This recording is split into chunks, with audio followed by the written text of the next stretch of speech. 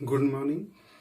आज हम electrostatic potential के वीडियो लेक्चर नंबर 4 में पोटेंशियल वर्क डन के इक्वल होता है, विभव किए गए कार्य के बराबर होता है यदि हम किसी एकांक धनावेश को, यूनिट पॉजिटिव चार्ज को इनफाइनाइट से किसी इलेक्ट्रिक फील्ड में विद्युत क्षेत्र में स्थित किसी बिंदु तक लाते हैं तो ये किया गया कार्य है, it is work done. Test charge Q0 है, सोर्स चार्ज Q है। पोटेंशियल कैलकुलेट करने के लिए, विभव ज्ञात करने के लिए हमें एक स्रोत आवेश की आवश्यकता होती है।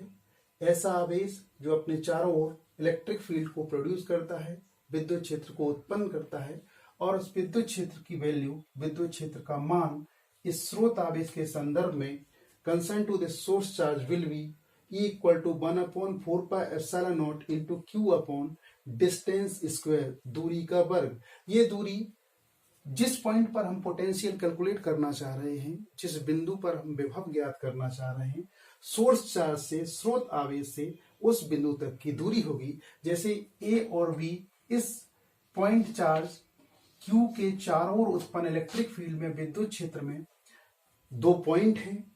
A बिंदु की दूरी Q से RA है, B बिंदु की दूरी सोर्स चार्ज से RV है। यदि हम B पॉइंट पर इलेक्ट्रिक फील्ड इंटेंसिटी को कैलकुलेट करना चाह रहे हैं, विद्युत क्षेत्र की तीव्रता को निकालना चाह रहे हैं, तो यहां हम दूरी में लिखेंगे RB का स्क्वायर, और यदि ये पॉइंट पर निकालना चाह रहे हैं तब लिखेंगे RA का स्क्वायर। ये जो डिस्टेंस है वो सोर्स चार्ज से उस पॉइंट की दूरी है जिस पॉइंट पर हम विद्युत क्षेत्र की तीव्रता या इलेक्ट्रिक फील्ड इंटेंसिटी को फाइंड करना चाह रहा है। विद्युत क्षेत्र की तीव्रता E सोर्स चार्ज से इस तरह से संबंधित होती है। यदि हम Q0 टेस्ट चार्ज को इस इलेक्ट्रिक फील्ड के अंदर लाते हैं तो इस चार्ज पर कितना फोर्स, कितना बल काम करता है, वो इलेक्ट्रिक फील्ड इंटेंसिटी और इसके मल्टीप्लीकेशन के बराबर होता है। तो इस इलेक्ट्रिक फील्ड में जो भी चार्ज हम लाएंगे, अगर Q0 चार्ज हम टेस्ट चार्ज के रूप में यहां ला रहे हैं तो फोर्स जो एक्सपीरियंस होगा, जो बल इस चार्ज पर लगेगा, वो Q0 इंटू E होता है। ये टेस्ट चार्ज के संदर्भ में टेस्ट चार्ज और इलेक्ट्रिक फील्ड इंटेंसिटी में रिलेशन होती है। तो force equal to Q0 into E है। लेकिन यदि हम Q0 को यूनिट पॉजिटिव चार्ज मान लें, एकांक आवेश मान लें, एकांक धनावेश मान लें, Q0 की जगह 1 रखें तो F इक्वल टू E है। इसका अर्थ ये है कि जब एकांक धनावेश को हम इनफाइनाइट से किसी इलेक्ट्रिक फील्ड, विद्युत क्षेत्र के अंदर लाते हैं तो जो फोर्स उस पर लगता है वो वास्तव में सोर्स चार्ज के द्वारा उत्पन्न विद्युत क्षेत्र की तीव्रता के ही बराबर होता है। It will be equal to the electric field intensity produced by this source charge. ये हमें ध्यान रखना है। अगर फोर्स को E के बराबर भी लिखा गया है तो कब लिखा जाता है, ये कंसेप्ट आपको पता चल गया। एकांक पॉजिटिव चार्ज को, यूनिट पॉजिटिव चार्ज को विदाउट एक्सेलरेशन, बिना त्वरण के, जब हम इस इलेक्ट्रिक फील्ड के अंदर लाते हैं तो F इक्वल टू E लिखा जा सकता है। इलेक्ट्रिक फील्ड इंटेंसिटी को फोर्स के इक्वल माना जा सकता है। इसी तरह से पिछले डेरिवेशन में हमने पोटेंशियल का एक्सप्रेशन निकाला था और वो आया था 1/4πε0 इंटू Q अपॉन डिस्टेंस। ये दूरी हमेशा इन फॉर्मूले, जो भी ये सूत्र हैं, इन सूत्रों में ये दूरी हमेशा सोर्स चार्ज से मेजर की जाती है। पोटेंशियल का हमने एक और फॉर्मूला पढ़ा था, वर्क डन अपॉन Q0। ये फॉर्मूला पोटेंशियल का कब होगा? ये फॉर्मूला तब होगा जब हम टेस्ट चार्ज Q0 को इनफाइनाइट से किसी पॉइंट पर लाते हैं तो उस पॉइंट का जो पोटेंशियल होगा उसमें हमें Q0 से डिवाइड करना पड़ेगा। यदि हम Q0 इक्वल टू 1 मान लें तो वर्क डन ही पोटेंशियल के इक्वल होता है। अब यहाँ V equal to work done हो जाएगा, और अगर B पॉइंट पर पोटेंशियल मैं नापना चाह रहा हूं तो VV equal to work done होगा इनफाइनाइट टू पॉइंट B। अनंत से हम एकांक धनावेश को विदाउट एक्सीलरेशन, बिना त्वरण के पॉइंट B तक लाते हैं और पॉइंट B इस सोर्स चार्ज, इस स्रोत आवेश के द्वारा उत्पन्न विद्युत क्षेत्र में स्थित है। तो वर्क डन सीधा बी पॉइंट पर पोटेंशियल के बराबर हो गया अगर हम एकांक positive charge, unit positive charge को वहां ला रहे हैं। इसी तरह VA, जब Q0 टेस्ट चार्ज को लाएंगे तो Q0 का भाग देना आवश्यक है। एकांक धनावेश को लाएंगे तो पोटेंशियल सीधा वर्क डन के इक्विवेलेंट हो जाता है, किए गए कार्य के बराबर हो जाता है। VA equal to work done, कहां से चले, इनफाइनाइट से, और किस पॉइंट पर आ गए, A पॉइंट पर आ गए। तो यहां वर्क डन सीधा पोटेंशियल के बराबर हो जाएगा। इस चीज को आपको ध्यान रखने की आवश्यकता है। अब मैं निकालना चाहता हूं B और A, इन दो बिंदुओं के बीच में कितना डिफरेंस है पोटेंशियल में, विभव में कितना अंतर है। अब तक आप ये बात समझ गए होंगे कि एकांक धनावेश को इनफाइनाइट से बिना त्वरण के चलाते हुए अगर मैं पॉइंट B पर लाता हूं तब मुझे जितना वर्क करना पड़ता है वो VB है, वो B पॉइंट पर पोटेंशियल है। Potential at the point B is equivalent to the work done by external agency in bringing unit positive charge from infinite to that point, and that point is present inside an electric field generated by this source charge। ये potential की definition, विभव की परिभाषा से हम जान चुके हैं। अगर मैं कह रहा हूं कि B और A दोनों ही पॉइंट इस सोर्स चार्ज, इस बिंदु आवेश से उत्पन्न विद्युत क्षेत्र में उपस्थित हैं, तो B और A के बीच के विभवों में क्या अंतर है। B पर पोटेंशियल VB है, A पर पोटेंशियल VA है, तो कहां पोटेंशियल ज्यादा है, कहां पोटेंशियल कम है, कहां पोटेंशियल फाइनल है। हम पहले कहां आए, इनफाइनाइट से B, तो VB आ गया। फिर हम इनफाइनाइट से A आए तो VA आ गया। तो फाइनल पोटेंशियल कौन है, पहले हमें B मिला था और सबसे आखिरी में हम कहां आ रहे हैं, A पर, तो ये फाइनल पोटेंशियल है। अब यहां से देखेंगे विभव अंतर, विभवांतर, इसको मैं बोल रहा हूं P potential difference equal to, एक बार मैं इनफाइनाइट से B तक लाता हूं यूनिट पॉजिटिव चार्ज को, मैंने कुछ वर्क किया। एक बार मैं इनफाइनाइट से A तक लाता हूं, मैंने कुछ वर्क किया। तो टोटल वर्क जो मैंने किया वो B तक आने में एक बार और A तक आने में एक बार। अब मैं इनफाइनाइट से B तक आ चुका हूं और B से A पर जाना चाहता हूं, तो मेरा वर्क डन होगा work done B to A। B में मैं पहले पहुंचूंगा, A में बाद में पहुंचूंगा। तो वर्क डन B से A पर जितना मैं वर्क करूंगा, जितना मैं काम करूंगा, वही क्या माना जाएगा, A और B पॉइंट के बीच के विभवों का अंतर। That will be the difference in potentials between B and A। इसको हम पुरानी मेथड से भी निकाल सकते थे। A और B के बीच में एक छोटा सा एरिया dx चुन सकते थे, जिसकी सोर्स चार्ज से डिस्टेंस x होती, और इंट्रिकल ऐसे बहुत सारे इनफाइनाइट dx को चुनते, और इंट्रिकल मेथड से भी हम इसको निकाल सकते थे। इंट्रिकल मेथड में हमारी जो लोअर लिमिट होती, यह इनफाइनाइट नहीं होती, RB होती, क्योंकि हम B से A पे आ रहे हैं और B की डिस्टेंस RB है। फाइनल डिस्टेंस जो हम अचीव करते A तक आते आते वो सोर्स चार्ज से RA है। डिस्टेंस हमेशा सोर्स चार्ज से मेजर करेंगे, स्रोत आवेश से मापेंगे। लोअर लिमिट हमारी होती RV, यहां से हम आ रहे थे, कहां तक आ रहे थे, A पॉइंट पर आ रहे थे, तो अपर लिमिट हमारी होती RA। इसको जब हम सॉल्व करते तो भी पोटेंशियल डिफरेंस PD निकल के आता। यहां से हम शॉर्ट फॉर्म में भी इसको ले सकते हैं, work done B to A, इसको हम निकालेंगे equal to final potential, final potential A point पर, A पॉइंट पर हम बाद में आते हैं, B पर पहले आते हैं। VB इनिशियल पॉइंट का पोटेंशियल है, B पॉइंट का पोटेंशियल है, और VA फाइनल पॉइंट A का पोटेंशियल है। तो हम फाइनल माइनस इनिशियल लिखेंगे, VA माइनस VB। तो यहां वर्क डन, और इसको थोड़ा उल्टा लिखा जाता है, इसको गौर करिएगा। B से हम A पर आ रहे हैं, लेकिन हमारा जो विभव है वो फाइनल पोटेंशियल VA है, इनिशियल पोटेंशियल VB है। तो फाइनल माइनस इनिशियल हमेशा डिफरेंस होता है, पोटेंशियल का डिफरेंस फाइनल माइनस इनिशियल। तो work done B to A है, लेकिन जो पोटेंशियल डिफरेंस है उसको हम शो करेंगे VA माइनस VB से। ये सीक्वेंस पलट जाता है, ये क्रम उल्टा हो जाता है। इसको हम सॉल्व कर देंगे तो पोटेंशियल डिफरेंस हमारा निकल के आएगा VA equal to 1/4πε0 into Q, source charge Q है, ये चीज तो बदलनी नहीं है, अपॉन डिस्टेंस, दूरी। दूरी कौन सी दूरी में लूं, A में, ए पॉइंट की दूरी कितनी है आर ए, तो ए पॉइंट की जो डिस्टेंस होगी वो मैं यहां ले लूंगा R A minus 1/4πε0 into source charge अब भी क्यू है, पॉइंट मेरा कौन सा है बी, बी पॉइंट की डिस्टेंस सोर्स चार्ज से है आर बी, तो इस बार जो मैं डिस्टेंस दूंगा वो आर बी हो जाएगी। यहां से आप सिंपली देख सकते हैं Q/4πε0 कॉमन आ जाएगा और ब्रैकेट में आएगा 1/RA माइनस 1/RB, और ये जो एक्सप्रेशन होगा वो पोटेंशियल डिफरेंस का होगा, विभवांतर का होगा। यदि हम समाकलन विधि से भी निकालेंगे तब भी हमारा विभवांतर इतना ही आने वाला है, इतना ही आएगा। ये जो एक्सप्रेशन है वो आपका पोटेंशियल डिफरेंस का एक्सप्रेशन है।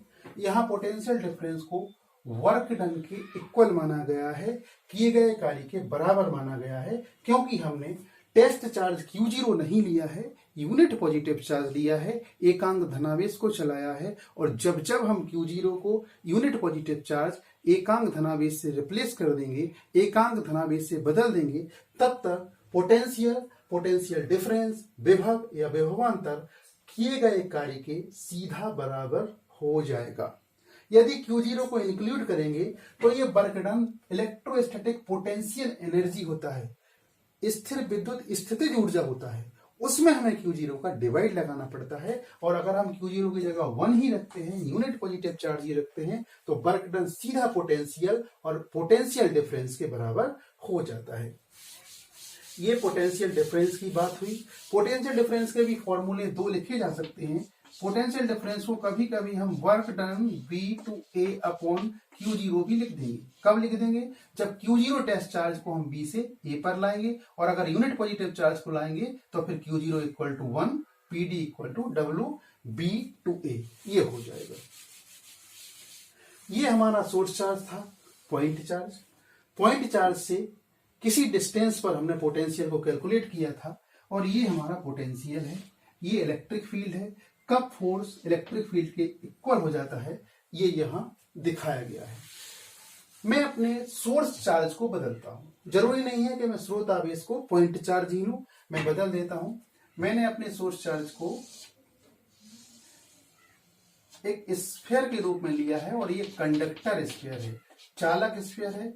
इसकी सरफेस पर चार्ज डिस्ट्रीब्यूट है, इसके सतह पर चार्ज वितरित है। लेकिन स्फीयर में हम हमेशा मानते हैं कि सारा का सारा चार्ज ऐसा माना जाता है कि कहां पर रखा हुआ है, केंद्र पर रखा हुआ है। ये O सेंटर है और ये R रेडियस का कंडक्टिंग स्फीयर है, चालक गोला है।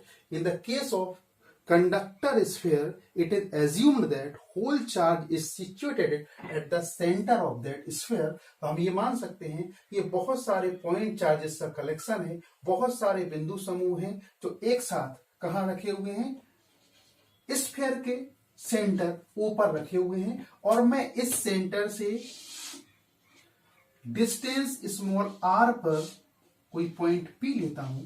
मैं चाहता हूं कि यहां पोटेंशियल कितना होगा।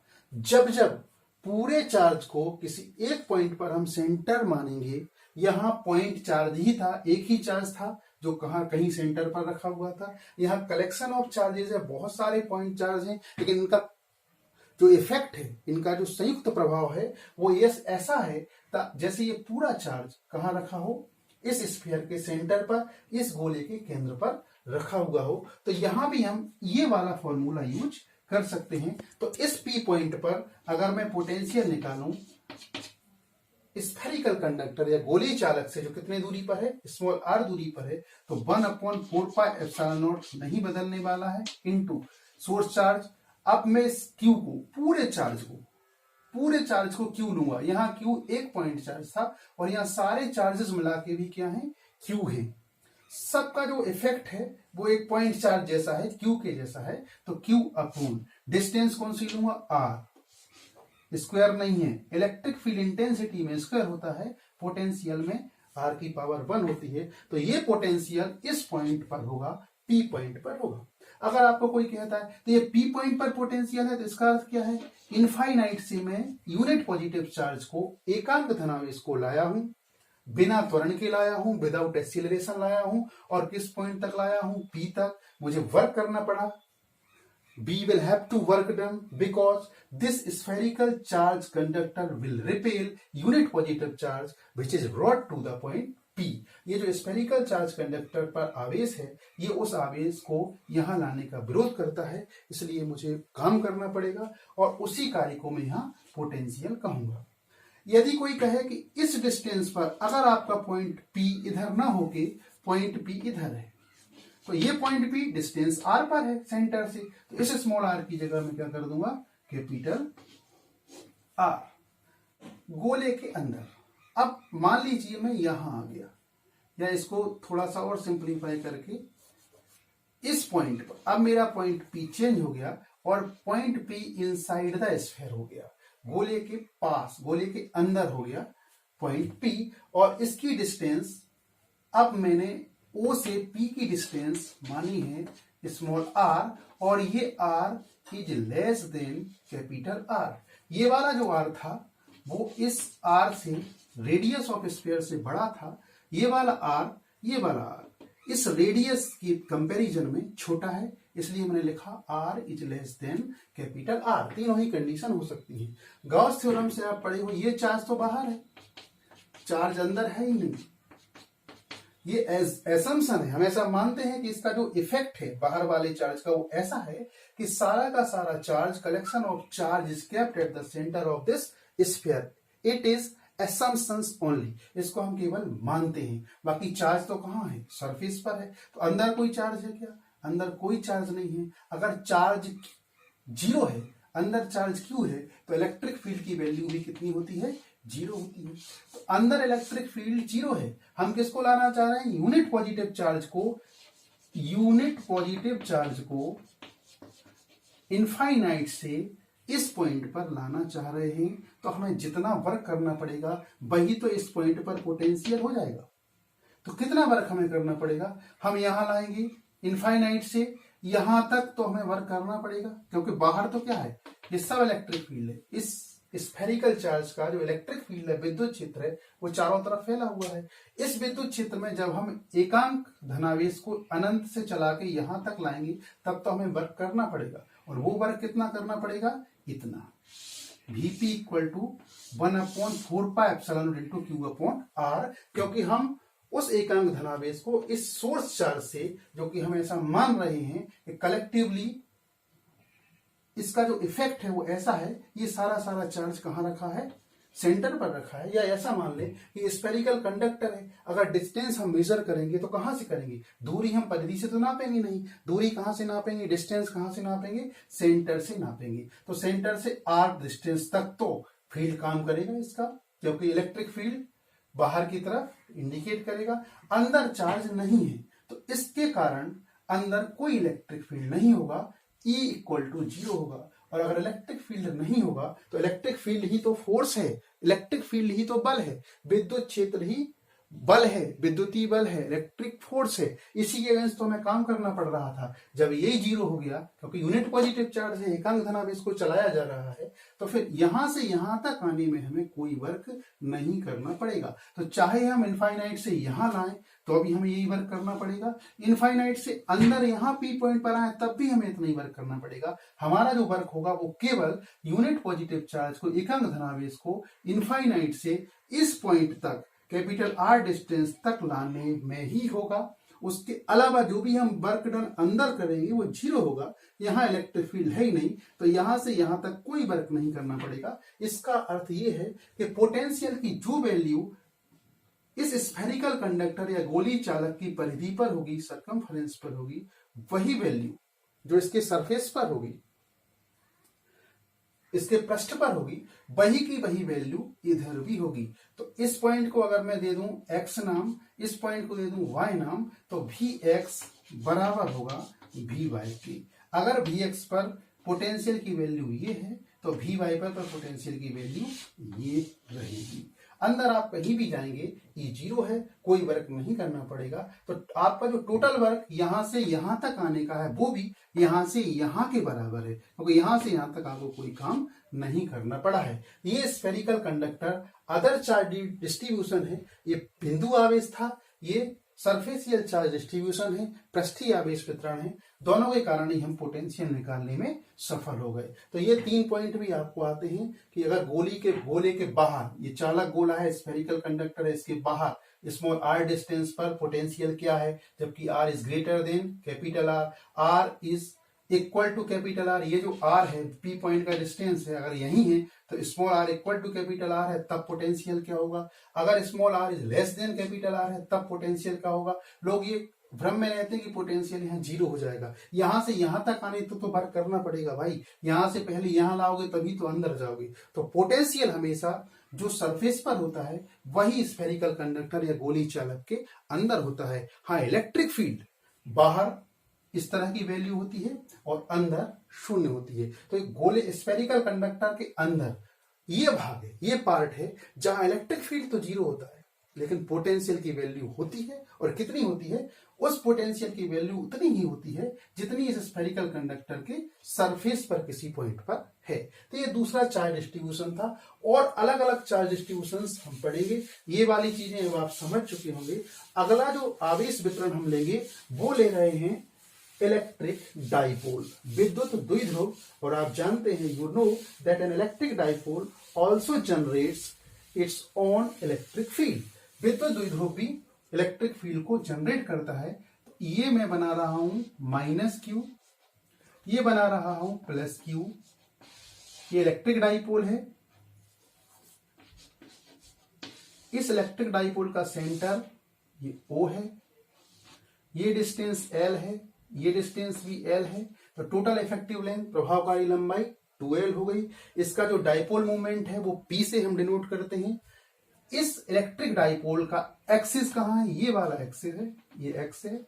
इस एक्सिस पर मैंने कोई पॉइंट P लिया और इस पॉइंट P पर मुझे पोटेंशियल कैलकुलेट करना है। ये इलेक्ट्रिक डाइपोल है, ये अपना इलेक्ट्रिक फील्ड बनाएगा।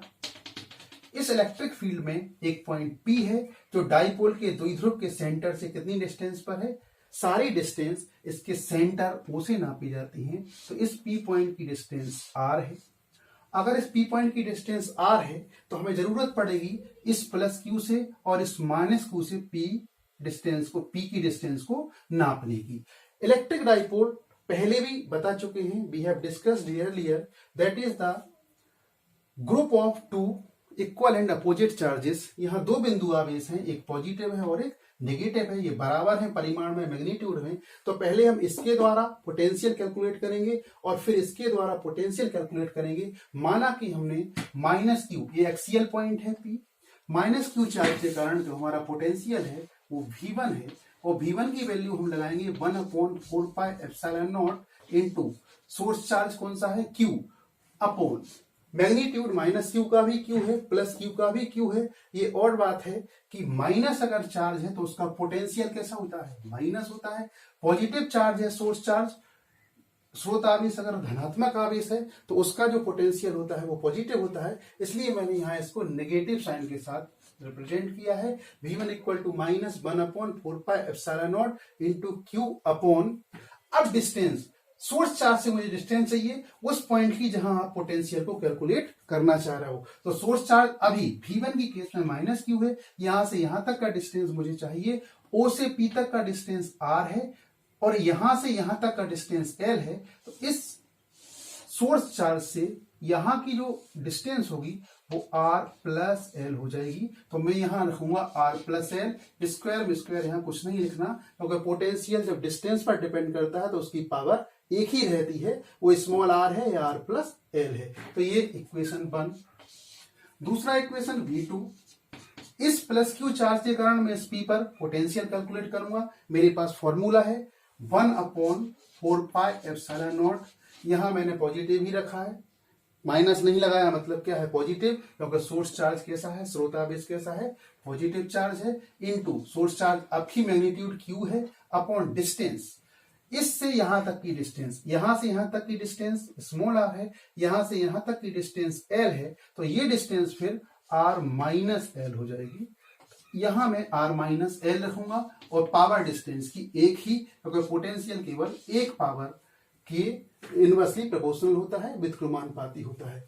टोटल विभव कैसी राशि है? अदिश राशि है। Potential is scalar quantity. तो इसको हम कैसे जोड़ेंगे? जैसे आप सामान्य संख्याओं को जोड़ते हैं, तो V नेट कुल V कितना आ जाएगा? Equal to V1 plus V2, और यहां V नेट निकालने के लिए V1 कितना है? Minus 1/4πε0 into Q/R plus L, plus V2 कितना है? 1/4πε0 इंटू Q/R माइनस L। जैसे कि हम सॉल्व करते हैं तो पॉजिटिव को हम पहले ले लेते हैं, नेगेटिव को बाद में ले लेते हैं, और V net equal to positive को पहले लेके हम इसको कॉमन निकालेंगे Q/4πε0 को, ये दोनों जगह है, तो Q/4πε0 कॉमन आ गया। और अब इसको पहले लिखूंगा क्यों, ये पॉजिटिव की क्वांटिटी है, तो 1/R minus L, 1/R minus L minus, ये माइनस अब बीच में आ जाएगा, 1/R प्लस एल। इसको मैंने पहले लिख दिया, इसको बाद में लिख दिया, ये इस तरह से समझ लें आप, ये लिख दिया 1/4πε0 इंटू Q/R माइनस एल। ये पॉजिटिव का था तो पहले लिख दिया, ये माइनस लगा के 1/4πε0 इंटू Q/R प्लस एल। अब Q/4πε0 को कॉमन लो तो इस तरह की वैल्यू आ जाएगी। ये इक्वेशन 1, 2, इसको मैं आगे सॉल्व करने वाला हूं। इस इक्वेशन को आगे सॉल्व करूंगा, यहां सॉल्व करूं तो a minus B A plus B हो जाएगा R square minus L square, A minus B A plus B A square minus B square. तो ए की जगह आर है, बी की जगह एल है, इन दोनों का मल्टीप्लाई करके इतना आएगा। आर माइनस एल, जब इसको सॉल्व करूंगा तो R minus L R plus L के बराबर, आर प्लस एल का 1 में तो आर प्लस एल, ये bracket minus R plus L 1, तो ये आर माइनस एल के बराबर, आर माइनस एल का इसमें तो R minus L. V net equal to Q/4πε0 into, इसको मैं खोल रहा हूं आर प्लस एल, इस ब्रैकेट को खोलूंगा तो माइनस आर, और माइनस और माइनस का मल्टीप्लाई हुआ तो प्लस एल, अपॉन आएगा R square minus L square. R से आर कैंसिल, एल और एल जुड़ जाएगा, एल एल जुड़ेगा तो 2l के बराबर हो जाएगा। We net equal to Q/4πε0, ये 2l upon R square minus L square. Q into 2l कुछ होता है, Q इंटू 2l होता है डाइपोल मोमेंट P के बराबर, ये आप पढ़े होंगे। वैल्यू रख दूंगा वी नेट इक्वल टू, अब Q की जगह 1 ले ले रहा हूं, 1/4πε0 into Q into 2l P हो गए, upon R square minus L square. ये जो इक्वेशन है, ये इक्वेशन आएगा थर्ड, ये आपका थर्ड इक्वेशन है। यदि डाइपोल बहुत ही छोटा है, if dipole is very small, ये बहुत छोटा है, तो ये L बहुत छोटी हो जाएगी। जब ये माइनस क्यू प्लस क्यू बहुत पास पे है तो L घटने वाली है, डिस्टेंस पे कोई फर्क नहीं पड़ेगा, तो वो तो O से नापी जाएगी। तो यदि R बहुत बड़ा है L से, डाइपोल अगर छोटा है, विद्युत द्विध्रुव छोटा है, L छोटी हो जाएगी, और L से R बहुत बड़ा है तो L को हम नेग्लेक्ट कर देंगे। तो V नेट हमारा एक्सियल पोजीशन में आएगा 1/4πε0 into P/R square. Electric dipole के कारण देखेंगे आप, पोटेंशियल आर स्क्वायर के इनवर्सली प्रोपोर्शनल है, जबकि सीधा सीधा जब पॉइंट चार्ज के कारण पोटेंशियल था, बिंदु आवेश के कारण पोटेंशियल था, या स्फेरिकल चार्ज डिस्ट्रीब्यूशन गोली चालक के कारण पोटेंशियल था, वो आर की एक पावर के इनवर्सली प्रोपोर्शनल था। लेकिन जैसे ही इलेक्ट्रिक डाइपोल आया तो पावर 1 से बढ़ गई, आर स्क्वायर के इनवर्सली प्रोपोर्शनल पोटेंशियल आने लगा। ये फोर्थ पॉइंट है, और ये एक्सियल पॉइंट पर था। ये पी पॉइंट अक्षीय स्थिति में इलेक्ट्रिक डाइपोल के था, ये हम बहुत अच्छे से जानते हैं। ये एक्सियल पोजीशन है और ये वाली जो पोजीशन होती है वो पोजीशन नॉन एक्सियल है, इक्वेटोरियल है। तो equation 4 is the expression of value of potential at point P distance r apart from the center of an electric dipole having effective length 2l। ये जो डेरिवेशन है, ये जो व्यंजक है, वो विद्युत द्विध्रुव के केंद्र O से r दूरी पर स्थित किसी P बिंदु पर विभव की गणना करने के लिए प्रयुक्त होता है। ये एक्सियल पोजीशन की बात रही। आगे हम जो बात करने वाले हैं वो नॉन एक्सियल या इक्वेटोरियल पोजीशन पर करेंगे। इस एक्सियल को हम हटा देते हैं, डाइपोल को हम वही का वही अपने रहने देते हैं। ये डाइपोल है, इसकी नॉन एक्सियल पॉइंट पर हम P पॉइंट लेते हैं। ये नॉन एक्सियल पॉइंट है और यहां मैंने लिया है P पॉइंट। डिस्टेंस वही R डिस्टेंस, एक्सियल पर भी केंद्र से दूरी R थी, नॉन एक्सियल पर भी R है, इसको मैं सीधा ही बना ले रहा हूं। यहां ये पॉइंट मान लो इसका सेंटर A है, इसका सेंटर B है, जहां मैंने -q + q लिया। विद्युत द्विध्रुव AB ही है, इसका सेंटर O है। O से A पॉइंट और O से B पॉइंट की डिस्टेंस स्मॉल l है।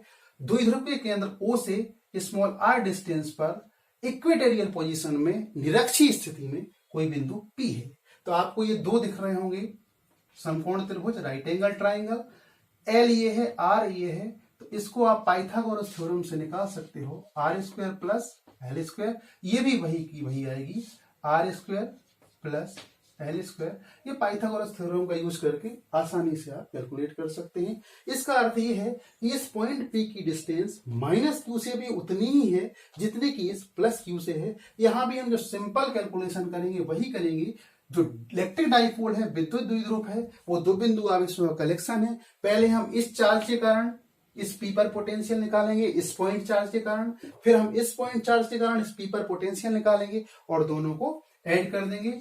-q चार्ज के कारण पोटेंशियल माना मैंने V1 है, इक्वल टू, अच्छे से आप सीख गए हैं, 1/4πε0 इंटू कॉमन q अपॉन, यहां मैं माइनस लगाऊं। क्यों लगाऊं माइनस? क्योंकि माइनस सोर्स चार्ज अगर है, स्रोत आवेश अगर माइनस है, तो उसके कारण उत्पन्न विभव भी कैसा होता है? नेगेटिव होता है। मैग्नीट्यूड -q का भी q ही होता है, q अपॉन डिस्टेंस कितनी है? इस -q चार्ज से P की डिस्टेंस कितनी है? √r² + l²। अब ये पॉइंट चार्ज है, स्क्वायर नहीं होगा क्योंकि ये पॉइंट चार्ज के कारण है। इलेक्ट्रिक डाइपोल के कारण आई थी तब स्क्वायर था। पूरे दोनों को मिला के, दोनों बिंदु आवेशों का जो इफेक्ट था, कलेक्टिव इफेक्ट था, संयुक्त प्रभाव था, उसमें r² था। अभी तो ये -q पॉइंट चार्ज ही है, तो पॉइंट चार्ज वाला फॉर्मूला अप्लाई करूंगा जिसमें डिस्टेंस की पावर एक ही है। अगर मैं इसको ऐसे रख दूं तो पावर अभी एक ही है जब तक मैं √2 को नहीं हटाता हूं। तो ये इक्वेशन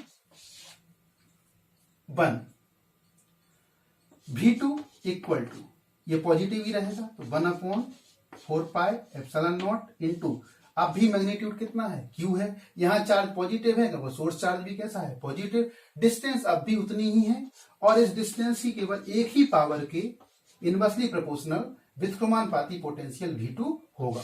ये इक्वेशन 2। एक माइनस है, एक पॉजिटिव है। यहां से अगर आप V नेट निकालने जाएंगे, देख सकते हैं V net equal to V1 + V2। V1 और V2 दोनों ही बराबर है मैग्नीट्यूड में, देखें, लेकिन एक माइनस है और एक प्लस है, तो V1 इक्वल टू -V2 बराबर है, तो V नेट यहां से निकालेंगे तो 0 आएगा। ये नॉन एक्सियल पॉइंट पर r डिस्टेंस पर किसी इलेक्ट्रिक डाइपोल से इलेक्ट्रोस्टैटिक पोटेंशियल है, स्थिर विद्युत विभव है। किसी द्विध्रुव के केंद्र O से r दूरी पर निरक्षीय रेखा में, निरक्षीय स्थिति में विभव का मान 0 होता है, पोटेंशियल इज 0। तो ये वाला जो पॉइंट है, ध्यान कीजिए, इस वाले पॉइंट पर इलेक्ट्रिक फील्ड इंटेंसिटी होती थी, द्विध्रुव के कारण विद्युत क्षेत्र की तीव्रता होती थी, लेकिन पोटेंशियल कैसा है? 0 है। तो ये पॉइंट ऐसा है, पूछा जाता है आपको कौन से पॉइंट पर पोटेंशियल 0 है, इलेक्ट्रिक फील्ड इंटेंसिटी की वैल्यू होती है, तो वो नॉन एक्सियल पॉइंट होता है। किसी भी इलेक्ट्रिक डाइपोल के लिए या किसी भी विद्युत द्विध्रुव के लिए वो निरक्षीय रेखा पर कोई बिंदु होता है या निरक्ष होता है। ऐसी कौन सी प्लेस है जहां इलेक्ट्रिक फील्ड इंटेंसिटी विद्युत क्षेत्र की तीव्रता 0 है लेकिन इलेक्ट्रोस्टैटिक पोटेंशियल की वैल्यू होती है। तो अभी हमने आज के लेक्चर ही में पढ़ा है, जो स्फेरिकल कंडक्टर है उसके अंदर इलेक्ट्रिक फील्ड तो 0 था लेकिन पोटेंशियल की वैल्यू, विभव का मान उतना ही था जितना कि उस गोले के सरफेस पर, उस गोले के पृष्ठ पर होता है। इस तरह के क्वेश्चन छोटे छोटे कंसेप्चुअल आपको आते रहते हैं। एक्सियल नॉन एक्सियल दोनों पॉइंट्स पर आप इलेक्ट्रोस्टैटिक पोटेंशियल को कैलकुलेट करना सीख गए। जब सीबीएसई सिलेबस में आप आएंगे तो एक पॉइंट और आपको मिलेगा। जरूरी नहीं है कि वो पॉइंट एक्सियल या नॉन एक्सियल ही हो। ये माइनस क्यू चार्ज, ये प्लस क्यू चार्ज, ये सेंटर O, ये लेंथ L, ये लेंथ भी L। इस सेंटर को मैं बहुत छोटा बना रहा हूं, ये पॉइंट O है जो सेंटर है। मैंने कोई पॉइंट लिया ये P। अब देखें एक्सियल पोजीशन ये है, नॉन एक्सियल पोजीशन ये है। ना तो ये पॉइंट P एक्सियल पोजीशन पर है और ना ही नॉन एक्सियल पोजीशन पर है। इस चार्ज के सेंटर को मैं A से, इस चार्ज के स्फीयर के सेंटर को B से डिनोट करता हूं। तो ये भी AB विद्युत द्विध्रुव है। AB is an electric dipole. A point P is present at distance R। एक P बिंदु है जो R दूरी पर है, लेकिन ये जो डिस्टेंस है R, ये ना तो नॉन एक्सियल पर लाइन पर है और ना ही एक्सियल लाइन पर है। ये P पॉइंट ना तो अक्षीय स्थिति में है और ना ही निरक्षीय स्थिति में है। अब मैं कैसे कैलकुलेट करूंगा? मुझे वैल्यू तो चाहिए पोटेंशियल की। मानता हूं मैं माइनस क्यू के कारण जो पोटेंशियल है वो V1 है, इक्वल टू, कैसे निकालूं? यहां माइनस का साइन लगाऊं? बिल्कुल लगाऊं, क्योंकि ये माइनस क्यू है तो माइनस का साइन लगा दिए। सोर्स चार्ज नेगेटिव है। 1/4πε0। जब तक ε0 चल रहा है इसका मतलब मीडियम हम कौन सा ले रहे हैं? एयर या वैक्यूम, वायु या निर्वात, इनटू सोर्स चार्ज क्यू है अपॉन डिस्टेंस। इस ए से इस पी पॉइंट की डिस्टेंस कितनी है? ये राइट एंगल ट्राइंगल नहीं है इसलिए हम इसको नहीं निकाल सकते। ये मैं एपी ही लिख रहा हूं, ये एपी इक्वेशन 1। अब प्लस क्यू चार्ज के कारण ऐसा ही तो करते हैं। जब इलेक्ट्रिक डाइपोल के कारण, विद्युत द्विध्रुव के कारण किसी बिंदु पर हमें विभव ज्ञात करना है तो विद्युत द्विध्रुव को 2 पॉइंट चार्ज, 2 बिंदु आवेशों के बराबर मानते हुए इनको अलग अलग पॉइंट चार्ज मान के P पॉइंट पर पहले पोटेंशियल कैलकुलेट कर लेते हैं। इससे कारण V1, इससे कारण V2, और चूंकि ये स्केलर क्वांटिटी है, अदिश राशि है, तो इसको आपस में जोड़ देते हैं। V2 इक्वल टू हो जाएगा 1/4πε0 इंटू Q अपॉन AP नहीं है। अब प्लस Q से डिस्टेंस कौन सी हो गई? BP। Q अपॉन BP, ये 2 वही नेट रहेंगे तो दोनों को जोड़ देंगे। अब जोड़ देंगे तो माइनस को मैं बाद में लिखूंगा, प्लस को पहले लिखूंगा। मैंने लिख दिया 1/4πε0 Q अपॉन BP, ये तो मैंने पहले लिख लिया। फिर माइनस चिन्ह लगा दिया, 1/4πε0 इंटू Q अपॉन AP। इस तरह से मैंने लिख लिया। कॉमन में यहां भी कॉमन ले सकता हूं, कॉमन लूंगा तो V नेट इक्वल टू आएगा Q upon 4πε0 1/BP minus 1/AP। ये इक्वेशन थर्ड आ गया। बीपी और एपी की वैल्यू जैसे ही मुझे पता चलेंगी, मैं इस पॉइंट पर भी पोटेंशियल की वैल्यू कैलकुलेट करने में कामयाब हो जाऊंगा। कैसे पता करें एपी और बीपी? हमारे पास जब इलेक्ट्रिक डाइपोल होता है तो क्या क्या हमें पता होता है? एल हमें पता होती है, 2L पता होती है तो आधा कर लेंगे तो L पता है। कितनी डिस्टेंस पर हम पॉइंट P ले रहे हैं तो R हमें पता है। इसका मतलब AP और BP की जो भी वैल्यूज हमें आए वो R और L की टर्म में आनी चाहिए, तभी हमारा उद्देश्य सफल होगा। कैसे हम लाएं? देखिए आप, ये मान लीजिए 2 लाइन, ये एंगल थीटा है, छोटा सा एंगल थीटा है, ये O है, ये A है, ये P है। OP लाइन बड़ी है, OA लाइन छोटी है। अगर मैं चाहता हूं कि OA के बराबर यहां OP में उतना ही पार्ट काट दूं जो OA के इक्विवेलेंट हो, बराबर हो, तो मैं क्या करूंगा? इस पॉइंट से इस पर एक लंब डालूंगा। ये नॉर्मल है। जब मैं नॉर्मल ड्रा करूंगा AN OP पर OA से, तो ON लगभग किसके बराबर हो जाता है? ओ ए के बराबर हो जाता है। जो भी कटा हुआ भाग है वो ओ ए के इक्वल हो जाएगा। O N will be almost equal to O A. तो इस छोटे से कंसेप्ट का हम यूज यहां करेंगे। क्या करें हम, इस क्यू पॉइंट से, इसको एल में नीचे लिख ले रहा हूं, इस क्यू पॉइंट से इस पर एक लंब डालूंगा मैं। ये मैंने इसमें लंब डाला और इस पॉइंट को बोला मैंने एम। ये वाला पॉइंट है एम। तो ये जो परपेंडिकुलर है या नॉर्मल है, अब ये एंगल कितने का होगा, 90 डिग्री का। ये भी ध्यान रखें, इस पी पॉइंट को जो हमने मिलाया है, ओ से पी पॉइंट को मिलाया है आर डिस्टेंस पर, इसको ये थीटा में मानता हूं, कोण थीटा है। द्विध्रुव की अक्ष ये है, ये इलेक्ट्रिक डाइपोल की एक्सिस है। इस अक्ष के साथ जो हमने पी पॉइंट लिया है उसे मिलाने वाला जो पोजीशन वेक्टर है, स्थिति सदिश है, उसका कोण थीटा है। ये थीटा है। इसको मैंने पीछे भी बढ़ा दिया। इसको मैं कंस्ट्रक्शन में लिखूंगा, रचना में लिखूंगा, नीचे मैंने इसको इस तरफ बढ़ा दिया। अगर ये थीटा है तो फिर ये भी थीटा है। ये सेंटर ओ है तो ये भी थीटा है। ये कोण, ये एंगल थीटा, तो ये एंगल भी थीटा है। ये मैंने कट कर लिया। क्यू से या बी पॉइंट से नॉर्मल डाला तो बी एम, ये बी एम तो है मेरा नॉर्मल। और ऐसा करके मैंने क्या कर लिया, पी एम, पी से एम तक की डिस्टेंस और पी से बी तक की डिस्टेंस ये लगभग कैसी हो गई, बराबर हो गई। तो पी बी लगभग बराबर है पीएम के, और पीएम हम लाने वाले हैं आर की लाइन पर, आर की टर्म में। अब पीबी और पीएम दोनों बराबर हो गए तो ये वाली चीज हमें और मिल जाए। ये पीएम तो हो गई, इसकी वैल्यू पीबी की वैल्यू हो गई, पीबी के बराबर हो गई, तो एक डिस्टेंस हमारी निकल आई। लेकिन ये वाली वैल्यू हमें पता नहीं है, क्योंकि तो आर तो यहां से यहां तक की डिस्टेंस है, तो ये पता है। यहां से यहां तक की डिस्टेंस ये है, तो इस छोटे से भाग को मैं निकालूंगा आर या एल की टर्म में। तो ये नॉर्मल है, ये थीटा है, हमें ये वाली चीज चाहिए। अगर ये लंब है, ये समकोण त्रिभुज है, देखें यहाँ ये 90 डिग्री वाला समकोण त्रिभुज है, इसके सामने की भुजा ये हाइपोटेनस है, कर्ण है। तो इस वाले को निकालना है तो मैं cos थीटा का यूज करूंगा। cos theta equal to, cos theta में बेस क्या आएगा, O, ये पॉइंट O है, ये पॉइंट M है, तो बेस आएगा OM अपॉन हाइपोटेनस आएगा L, तो OM हमारा हो जाएगा L cos theta. OM L cos theta के बराबर हो जाएगा। अब देखेंगे ये P से O तक की डिस्टेंस R है, OP इक्वल टू R है, OP इक्वल टू R है। OM यहां से यहां तक की डिस्टेंस क्या है, OM है L cos थीटा, OM है L cos थीटा। और ये जो PM है, PM और PB ये लगभग बराबर हैं, तो PM बराबर है PB के, और PB किसके बराबर होगा, ये यहां से यहां तक की डिस्टेंस R, यहां से यहां तक की डिस्टेंस L cos थीटा। तो PM बराबर PB क्या R minus L cos theta नहीं हो जाएंगे। यहां से यहां तक की वैल्यू R, यहां से यहां तक की वैल्यू L cos थीटा, तो यहां से यहां तक की वैल्यू कितनी हो गई R।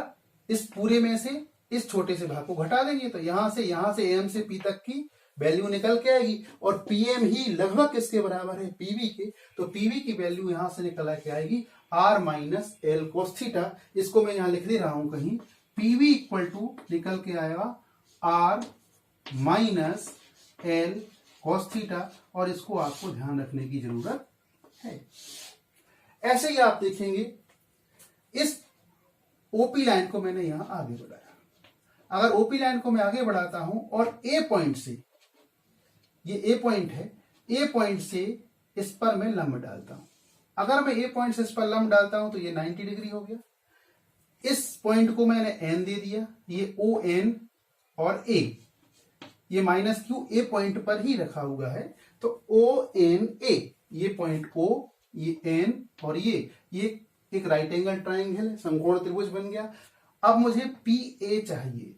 पी ए और पी एन लगभग बराबर होंगे, क्योंकि मैंने इस पॉइंट से इस पॉइंट पर, इस लाइन पर जो ओ को पीछे बढ़ाकर जो लाइन प्राप्त की थी उस पर मैंने लंब डाला है। तो ये बड़ी लाइन, ये छोटी लाइन, ये लंब जो डाला है इसका अर्थ है PN और PA दोनों कैसे हो जाएंगे, बराबर हैं। PN और PA लगभग बराबर हैं। PN लगभग बराबर है PA के। PN की वैल्यू अगर मुझे पता चल जाए तो PA की वैल्यू कैलकुलेट में कर लूंगा। यहां से यहां तक की डिस्टेंस तो R है, ये स्मॉल r है। इसको ऐसे लिख रहा हूं तो यहां ऐसे ऐसे लिख सकता हूं, R को जैसे भी बनाए। P से यहां तक की डिस्टेंस R है, तो यहां से यहां तक की डिस्टेंस मुझे cos थीटा से मिलने वाली है। क्या है, cos थीटा इक्वल टू आधार, ये तो लंब मैंने ही डाला है, AN तो मैंने, ये A पॉइंट है, ये वाला पॉइंट A है, ये वाला पॉइंट N है, तो AN तो नॉर्मल है, मैंने ही डाला है। ये आधार है, इस आधार को बोलूंगा मैं ON अपॉन हाइपोटेनस, समकोण के सामने वाली भुजा, राइट एंगल के सामने वाली साइड L, ये यहां से यहां तक की डिस्टेंस L है, तो ON बराबर हो गया L cos थीटा। बहुत इजी है, यहां से यहां तक की डिस्टेंस हमें निकालना है, यहां से यहां तक की डिस्टेंस ये निकालना है, PN हमें निकालना है, और PN और PA बराबर है, तो PA बराबर है PN, ये लगभग किसके बराबर है, OP प्लस यहां से यहां तक की डिस्टेंस और यहां से यहां तक की, क्योंकि ये दोनों लाइनें बराबर लंबाई की हैं, तो OP प्लस ON। OP की वैल्यू आप देख चुके हैं, R है, O से P तक की डिस्टेंस स्मॉल r है, ON की डिस्टेंस L cos थीटा है। OP प्लस ON ये हम AP के बराबर निकाल लेंगे, PA या AP बराबर है R plus L cos theta. ये दोनों वैल्यू हमारे काम की हैं, बाकी ये सब जो कुछ हमने किया होगा ये इन दोनों वैल्यूज को निकालने के लिए है। इस इक्वेशन नंबर 3 में अगर PB और P की वैल्यू रखता हूं, इसको सॉल्व करने के लिए वही फॉर्मूला यूज करूंगा, A माइनस B, ये A है, ये पूरा का पूरा B है, ये A है, ये पूरा B है। V net equal to Q upon 4 pi epsilon naught. अगर मैं इसको सॉल्व करता हूं तो नीचे आएगा R square minus L square cos square theta, L cos theta का स्क्वायर कर दूंगा अपॉन, यहां R minus L cos theta से इसको भाग लगाऊंगा तो इसके बराबर आएगा R plus L cos theta को 1 में मल्टीप्लाई करूंगा, ये आप जानते हैं, R plus L cos theta minus यहां आएगा R minus L cos theta, इस तरफ R plus L cos theta से इसको डिवाइड करोगे तो R minus L cos theta के बराबर आएगा। R minus L cos theta पे यहां 1 से मल्टीप्लाई करेंगे तो ये आएगा R minus L cos theta. इसको बीच में से तोड़ देंगे, R plus L cos theta minus R और माइनस माइनस गुणा होके plus L cos theta upon आएगा R square minus L square cos theta. R से R कैंसिल हो जाएगा, L cos थीटा जुड़ जाएगा, तो यहां फिर मैं ऊपर से लिख रहा हूं V net equal to Q upon 4 pi epsilon naught into 2L cos theta, 2L cos theta upon R square minus L square cos square theta. ये इक्वेशन थर्ड या फोर्थ जो भी आपका आ रहा हो यहां लिखें। इस इक्वेशन को हम आगे सॉल्व करेंगे, क्योंकि हम जानते हैं P जो डाइपोल मोमेंट होता है वो होता है Q इंटू 2L के बराबर, तो Q इंटू 2L की जगह मैं P लिख सकता हूं। V नेट इक्वल टू, जैसे ही P लिखूंगा Q upon 4 pi epsilon not को बदल दूंगा 1 upon 4 pi epsilon naught into ये P cos theta upon R square minus L square cos square theta. इसको इक्वेशन जो भी, अगर आपका यहाँ 4 आ रहा हो तो यहाँ 5 देना, मैं 3rd लिख रहा हूं तो यहाँ I भी दे रहा हूं। यदि डाइपोल छोटा है, यदि द्विध्रुव हमारा बहुत छोटा है, if dipole is very small, विद्युत द्विध्रुव अगर छोटा है तो हम वही मानेंगे, आर बहुत बड़ा है एल से, ये छोटी दूरी है, एल को हम नेग्लेक्ट कर देंगे, एल को नेग्लेक्ट कर देंगे तो ये वाली पूरी वैल्यू मल्टीप्लीकेशन में है, ये पूरी वैल्यू नेग्लेक्ट हो जाएगी, तो वी नेट इक्वल टू आएगा 1/4πε0 into P cos theta upon R square. ये इक्वेशन 5 या 6 जो भी आपका आएगा, ये इक्वेशन किसी भी पॉइंट पर इलेक्ट्रोस्टैटिक पोटेंशियल को कैलकुलेट कर देगा। यहाँ इक्वेशन 5 से आप देख सकते हैं, यदि ये पी पॉइंट बिल्कुल नॉन एक्सियल आ जाए, पी पॉइंट नॉन एक्सियल आ जाएगा तो ये कोण जो द्विध्रुव की अक्ष और निरक्ष के बीच बनता है वो 90 डिग्री हो जाएगा। cos 90 की वैल्यू 0 होती है तो वी नेट पूरा का पूरा 0 हो जाता है। अगर ये पॉइंट पी एक्सियल में आप रख देंगे, यहाँ एक्सियल पॉइंट होगा अगर ये पी, तो यह द्विध्रुव की अक्ष भी यही इसी डायरेक्शन में है। ओ से पी को मिलाने वाला जो स्थिति सदिश है, पोजीशन वेक्टर है, जो आर दूरी है, वो भी इसी डायरेक्शन में, दोनों के बीच का एंगल 0 हो जाएगा और cos 0 की वैल्यू 1 आएगी। यदि थीटा इक्वल टू 0 डिग्री है then cos 0 will be 1, cos 0 1 के बराबर होगा, और cos 0 का मान हम 1 रखने से एक्सियल पोजीशन वाले जो एक्सप्रेशन है, अच्छी पोजीशन अच्छी स्थिति वाला जो व्यंजक है वहां पहुंच जाएंगे 1/4πε0 into P upon R square पर, क्योंकि cos 0 इक्वल टू 1 होता है। तो अगर हम किसी भी पॉइंट पर इलेक्ट्रिक डाइपोल से इलेक्ट्रोस्टैटिक पोटेंशियल को कैलकुलेट करना चाहते हैं तो इस फॉर्मूले का यूज करेंगे। Axial, non axial, at any other point, सभी कंडीशंस में आपको पोटेंशियल निकालना आ गया है। किसी भी चार्ज डिस्ट्रीब्यूशन के लिए पोटेंशियल निकालना आ गया है। अगले वीडियो लेक्चर में हम इलेक्ट्रिक फील्ड इंटेंसिटी, विद्युत क्षेत्र की तीव्रता और विभवांतर, पोटेंशियल डिफरेंस और पोटेंशियल ग्रेडियंट के संबंध में पढ़ेंगे और इक्विपोटेंशियल सरफेस को भी टच करेंगे, समविभव पृष्ठ को भी टच करेंगे। Thank you very much.